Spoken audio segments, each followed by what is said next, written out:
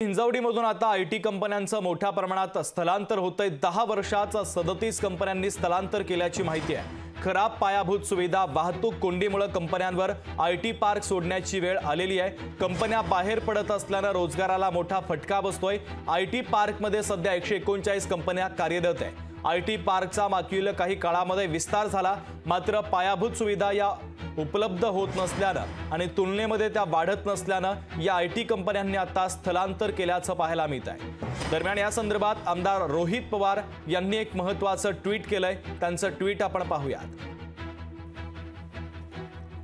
आमदार रोहित पवारांचं ट्विट आपण पाहतोय। आदरणीय पवार साहेबांनी हिंजवडीमध्ये आयटी पार्क उभं करून देशभरातील लाखो युवकांना लाखो रुपयांच्या पॅकेजची सोय केली, पण तब्बल 37 कंपन्या आपली पॅकिंग करून बाहेर गेल्या तरी उद्योग मंत्र्यांना याची माहिती नसेल।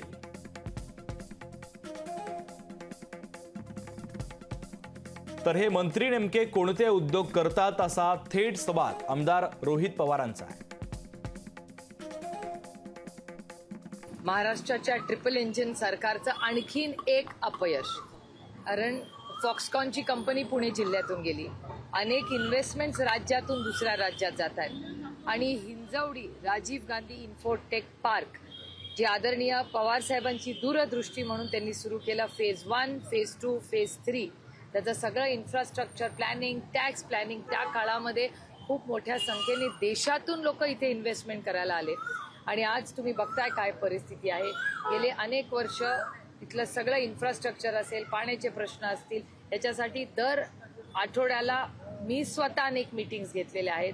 अनेक पालकमंत्र्यांबरोबर चर्चा केली, इंडस्ट्री सेक्रेटरी बरोबर चर्चा केली आहे, MIDCC चर्चा केली आहे आणि याच्यातून मार्ग काढण्यासाठी सगळ्यांनीच मिळून खूप प्रयत्न केले, पण सरकार हे सिरियस नाहीये।